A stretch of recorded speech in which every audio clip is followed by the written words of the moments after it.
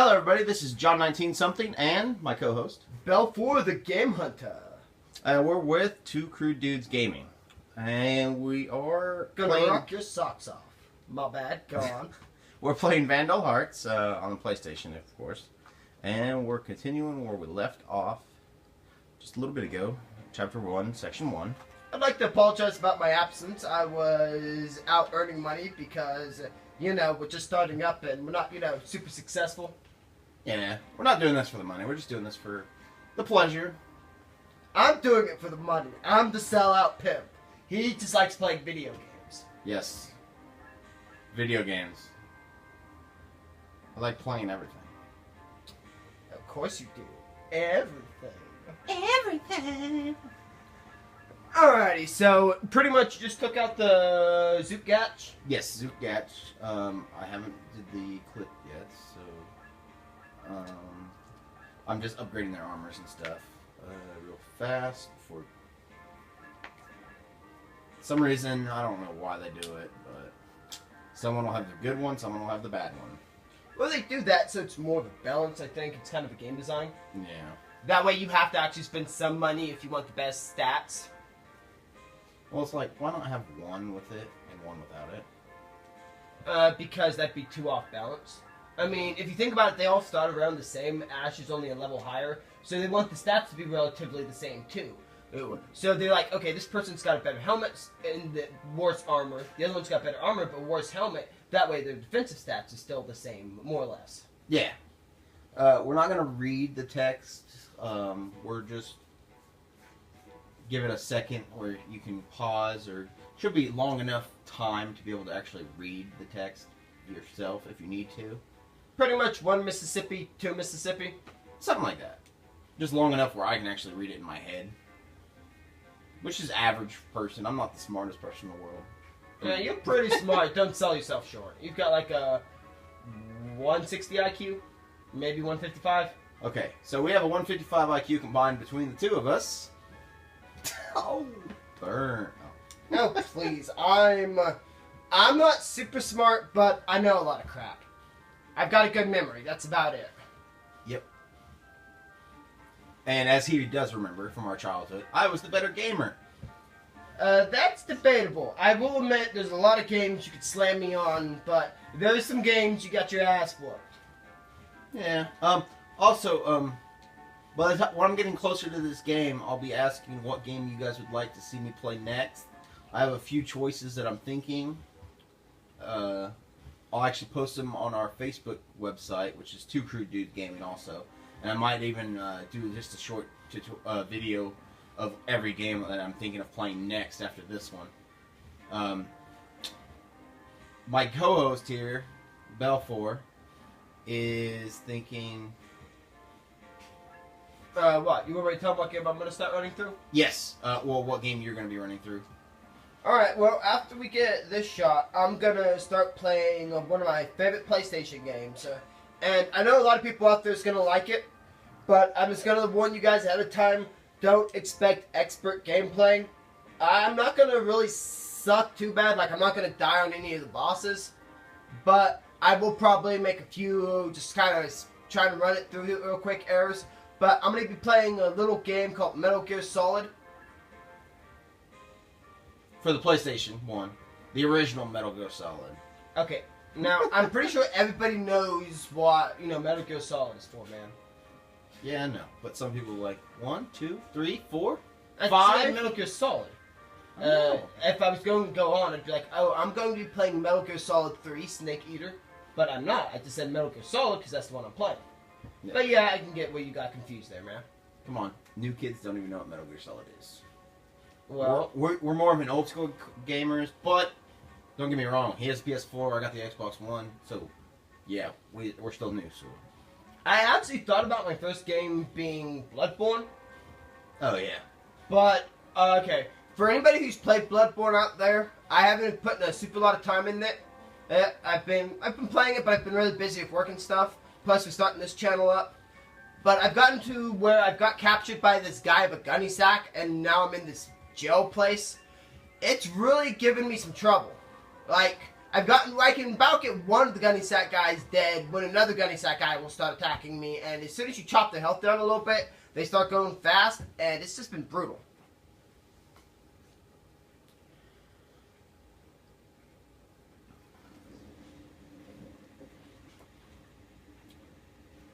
Dang. What's up, man? Technical issue. That's alright. I don't think it's been moving too much. But alright.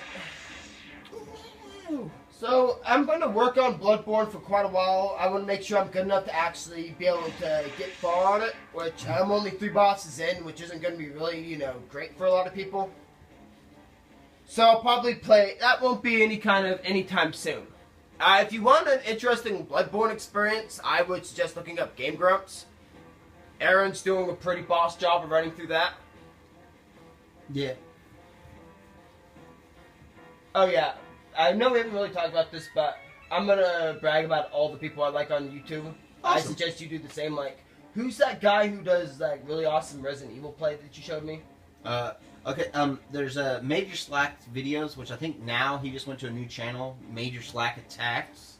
Because I was playing Resident Evil 4 for the first time in ever, because it came out on Xbox 360 for the arcade to just download it.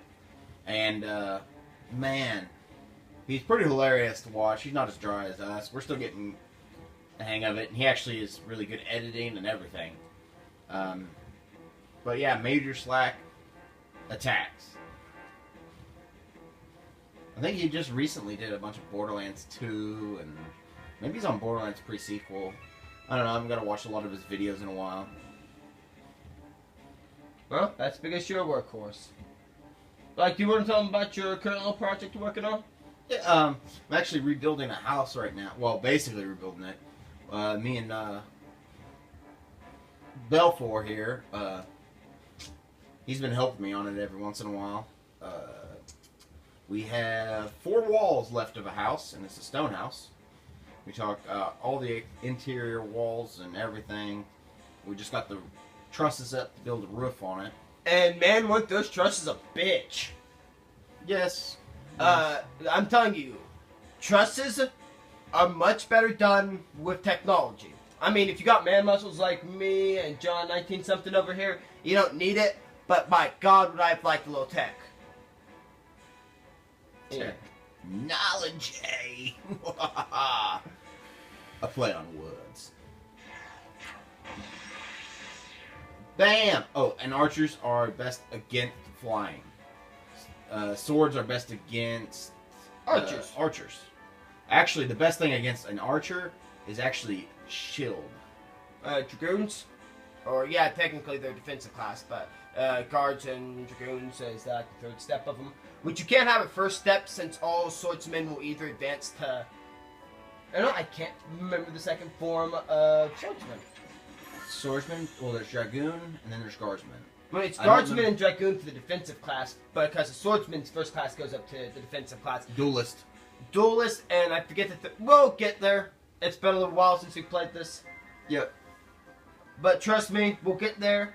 And although we're not going to do it, for you people that aren't really super great at this game, we'll show you an interesting little tip on Chapter 2 to help get you through the game. Oh, yes, it's a glitch, I guess, in the game. Or maybe it was a built-in cheat when they actually had cheats for games. It's something to where if you use your brain a little bit, you could realize how to do this. But you'd be surprised how many people don't use their brain. Like, I'm going to do a little reminiscing about my past real quick. You can feel free to chime in whenever. Yep. Although it's more popular now, back when I was playing it as a little kid, for the NES, Zelda 2, Link's Adventure, where it's kind of a...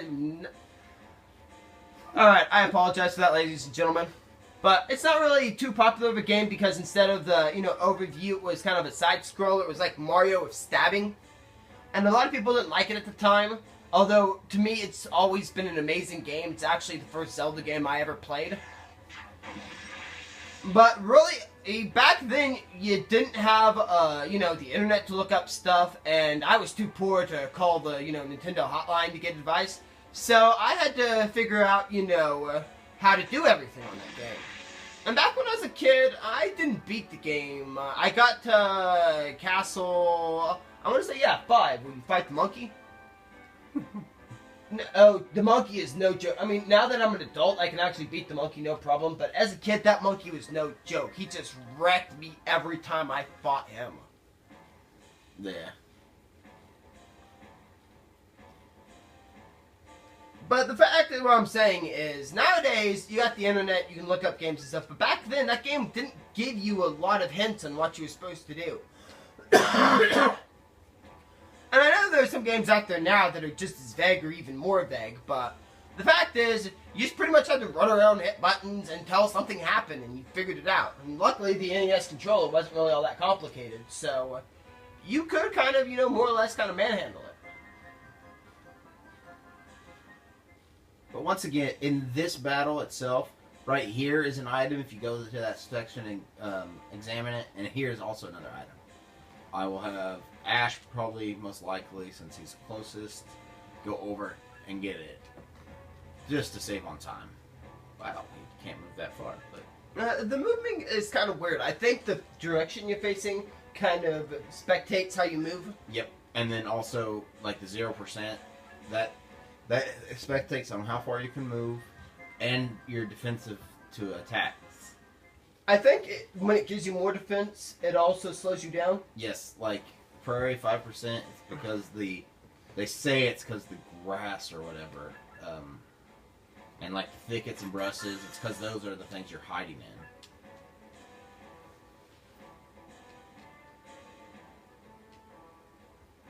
And if I remember correctly, and you might have to correct me on this one, since the Winged and Dragoon, Winged and whatever the other flying classes are in the air, they're not affected by either the defensive or the slowdown properties of ground?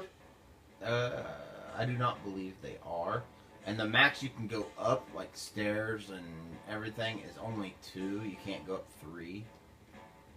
Yeah, even Wings can't shoot super high.